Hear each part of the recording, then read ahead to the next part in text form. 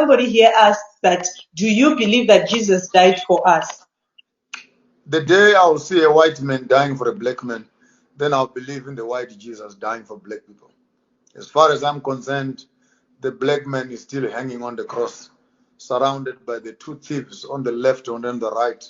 These are the Europeans and the Chinese who are busy crucifying Africa on the same cross. We cannot even talk about the death of Jesus. Let's talk about the dying of Africa constantly.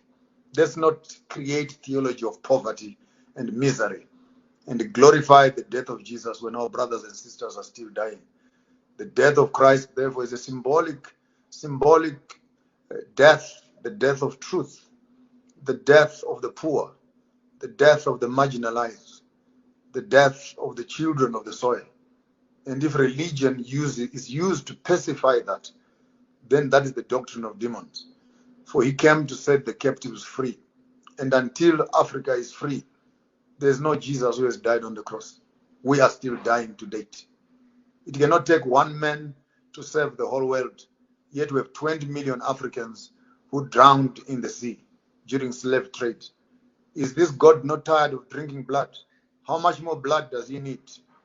Can you look at Congo? Give me the 15 million that died, plus the 25, 35 million. Calculate all the wars that have been fought in Africa. How many more millions? You tell me that all this blood that has been spilled is worth nothing, except the blood of one man who hung on a cross. So theology must not be used to create a sympathy for the white man. Theology must be used to evoke the African to start thinking, have we come down from the cross yet? Or the Romans, they have not changed. They are still Europeans. They are still nailing our hands, the style of our work, putting on crowns of thorns on our heads, managing our minds and what we think, piercing our sides, poking our reserves of food and etc., nailing our feet, passports. You cannot travel without this and that. Can you tell me that Jesus died on the cross? The day I see a black man free, I will start talking about Jesus who died for the sins of the world. He could not have died for the black man, and the white man who believes in him did the crimes that he did.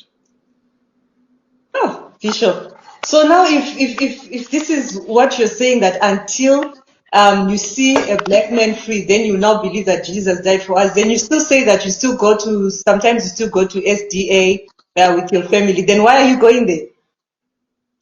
I'm a third generation Adventist in my family. A journey I've been pursuing for the past 52 years. You grow. And the shoes I was putting on when I was in primary school, I can no longer put on the same shoes. Going to a church, unless it has become patriotism, that you go to a church so that you feel like you belong. And once you belong to a church, you are not allowed to think. Therefore, shut up because you go to church. Don't think. Because apparently when you enter a church, you must surrender your sanity, you must surrender your brains, you must surrender your critical mind. To become a member is actually selling your conscience.